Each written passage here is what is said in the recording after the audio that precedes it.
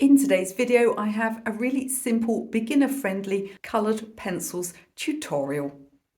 So a couple of weeks ago, I noticed that I had a private message in Instagram from Derwent Pencils. Now, I had ignored them for several days, if not weeks, not on purpose. I just don't go on Instagram. I don't like it very much. I find it a very stressy platform. And although you'll see me post on there, it's because people ask me to be on there and I use third-party apps to post. I also get a ton of random messages from some very sketchy people and I don't ever take any notice. So I found this message. It said Derwent Pencils and people use all sorts of things for their avatar, and I thought, is it really though? Yes, it was, and I was ignoring them. So I got in touch and they offered to send me some of their new pencils. So they've got the new pencil range and basically it's new colours that they've added to their drawing pencil range. So I said, oh, thank you, that would be lovely. I didn't, they haven't paid me any money to make this video. I did get the pencils for free, but there's no agreement to make any content for them. They just said they would send them to me. So I thought I'd do you a tutorial today. Now, I was expecting just to get a few of the new colours. They sent me the whole set. Absolutely fantastic. Sadly, I can't pay my rent with them. The landlord will not accept coloured pencils. And they're so pretty, I would have to keep them anyway. And I was really impressed with the colours. So that's what we're going to do today. I found a pretty little autumn coloured leaf in my garden. It's actually from my bay tree. Probably not very healthy with all these different colours on it. They're supposed to be green, but nevertheless, it was very pretty. So I'm making you a full step-by-step tutorial. Even beginners will be able to follow along. So here I have the full set of Derwent 72 drawing pencils, including all of their new Inspired by Nature colours, and they look absolutely fantastic. So I'm going to try them out today and give you a tutorial, and we'll learn some handy pencil drawing tips along the way. So my first tip is to use a good quality sketch paper. Here in Europe we call this cartridge paper, any high quality sketch pad paper, and you want to start with a scrap of that same paper so that you can try your colours out before you put them onto your picture. So I'm going to draw this pretty leaf here. It's got lots of different colours on that we can try out these new pencils with. Now my first tip is to pick a very sort of pale neutral colour that you can just about see to do your outline drawing. You don't want to use a graphite pencil. It will just show at the end. So select a colour that's close to the colours you're using and just dark enough for you to be able to see your outline. So straight from the box, these pencils have fairly blunt tips, and that's great for shading large flat areas. But if we want a finer line, we're going to sharpen, and I'm going to use my favourite Helix desktop sharpener. Not sponsored, it's just the one that I like to use. I'm going to sharpen this first for a good crisp outline. So my next tip is draw large enough that you can fit all your colours in. If you work too small, it's not at all easier. It can be much harder. And I'm going to start by drawing the centre line first. That's going to give me the shape that I'm looking for, and just then adding outline. This is quite a narrow leaf. You don't have to get it exact. It's got a few wiggly edges on this side. This is a bay leaf. Actually, I use these for cooking. I've got a little bay leaf tree outside my back door in a pot. And the only other thing I need to sketch in is some of these little leaf veins. It's important to have a look at these. On some plants, they come out exactly opposite each other, and on others, like this one, they are slightly offset. Always draw from the center out to help your pencil lines taper naturally.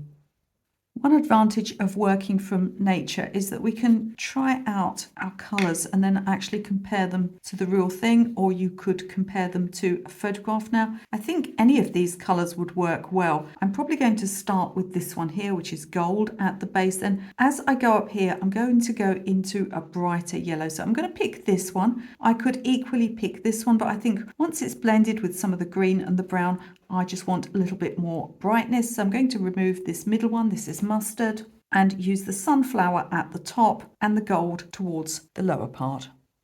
So my next tip is to shade quite lightly. So don't press hard. You'll emboss the paper and then you'll find that later on you can't get any more colour to sit on top. So we're going to start by pressing really quite lightly. And in this way as well, I'll still see all of my original lines. Now this shading probably looks quite rough, and later on I'll be using a blending tool. But again, I don't want to compress the paper too much. I don't want to end up burnishing the paper. And you can get tools especially for paper burnishing, but it's something you'll want to do right at the end, because once you've done that, the paper which has a tooth won't take any more pigment. So we're going to shade our first layer quite lightly, blending these two colours together just with the pencil where they overlap. For my next tip, we're going to use an embossing tool. I've got this one here. They come with different size ends. And what this will do is it will emboss a line, which means that when we take a darker colour across the top, we can pick out either white paper or the underneath colour. This is much easier than trying to draw around an area. So I'm going to emboss this centre line here. Again, working from the base and coming up and out. I'm going to start with the thicker end, go on to the finer end for the smaller veins. If you're worried about this technique, try it out on a piece of paper first. Let's choose a green next. This is moss green. It looks to be just the right sort of colour, but let's try this lighter one too. Do you know, I like both of those. I think I'm going to use them both, using the darker one towards the base. We're about halfway through. If you're enjoying this video, please do click the like button for me. Consider sharing with a friend that might find this video useful. And most of all, I'd love you to subscribe. It's completely free and this channel is fully cat approved.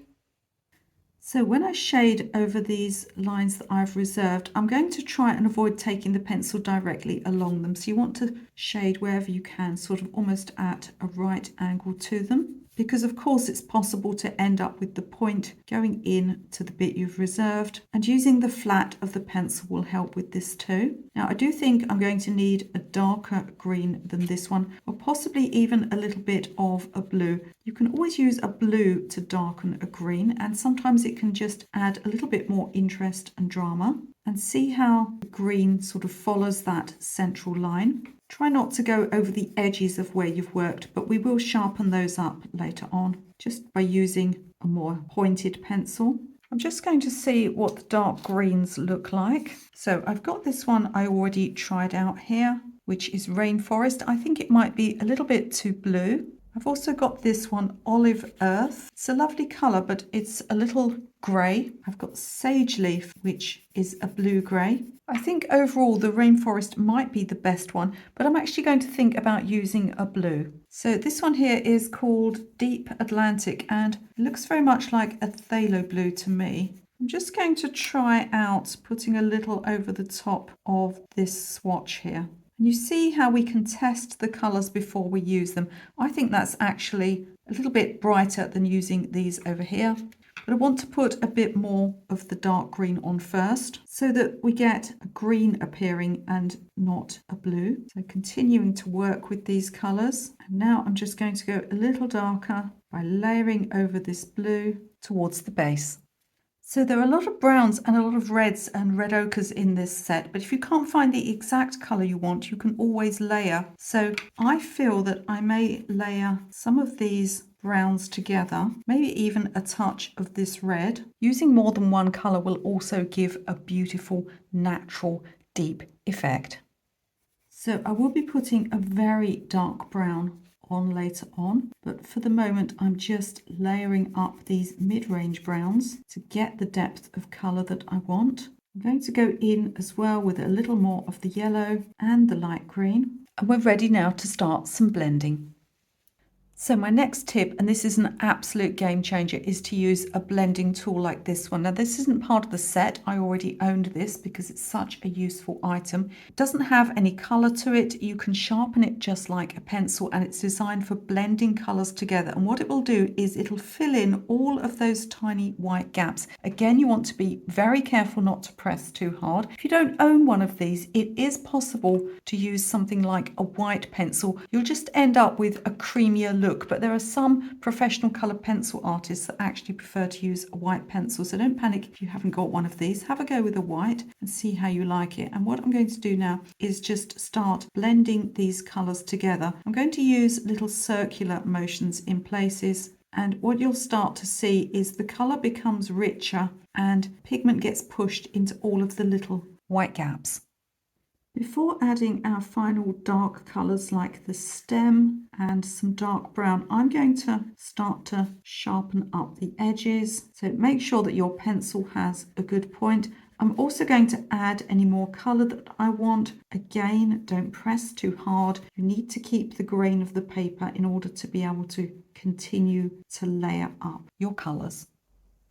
So I've defined the edges more and added a second layer of colour. Now I'm going to do a little bit more blending. Remember, those tiny little circles will just help the colour to spread and smooth everything out. Next, I'm going to choose dark red for the stem and a very dark brown for some of these edges and the little speckles.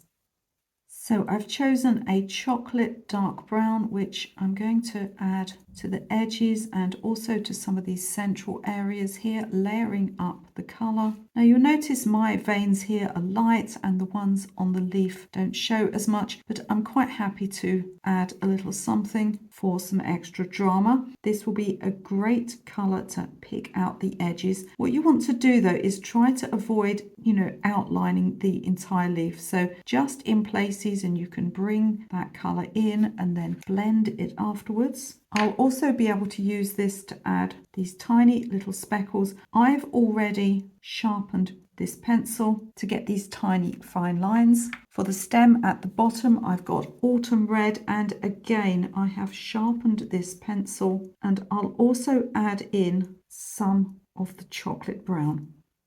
Another fun trick is to just go a little darker next to some of those leaf veins and the area in the center here. Blending out with your blending tool, this will help to give depth to your leaf. So I have actually changed to a black here for these last few little speckles, just to give them as much drama as possible. I sharpened the point, but then I broke it, but it's actually got quite a jagged edge on, which is working well for me at the moment.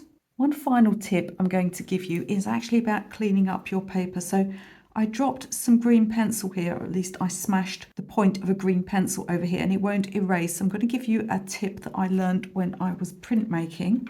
And what you can do is you can take a flat blade of a scalpel and just taking the edge flat, not pointed, you can actually scrape away the top layer of the paper. Do it very gently and carefully. And then in order to get rid of any roughness that this leaves behind, you're going to take an eraser and burnish the surface. So if you've made any mistakes, that's a good way of getting rid of them. It only works on very small areas, but it's a fantastic little tip. Now, I must be honest with you, I don't make many dry coloured pencil tutorials on this channel, simply because coloured pencils are a very, very slow medium. However, I'm perfectly happy to do so. So if that's something that you're interested in, or if you'd even like me to make one of my little mini courses on coloured pencils, let me know what sort of subjects you'd like to see, or any other mediums, down in the comments. And before you leave this video, don't forget to have a look in the video description. Lots of free downloads there for you, even 1 or 2 free painting courses you can take. You can also find out all about my online paid courses, very good reviews, absolutely nothing made by AI, all made by yours truly. I'll put up another video that you might find interesting right now.